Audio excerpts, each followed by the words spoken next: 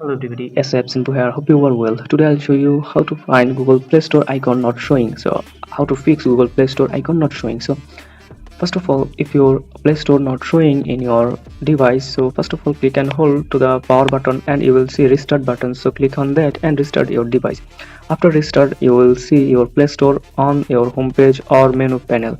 So if this not work, then go to the settings and then click to the apps options or manage apps options. So after that, click to the see all apps options, and then you will find, or you scroll down and find the Google Play Store and click on that. After that, just click to the three dot menu in the top right side, then click to the install updates, and don't forget to click to the storage and cache option, and then clear cache.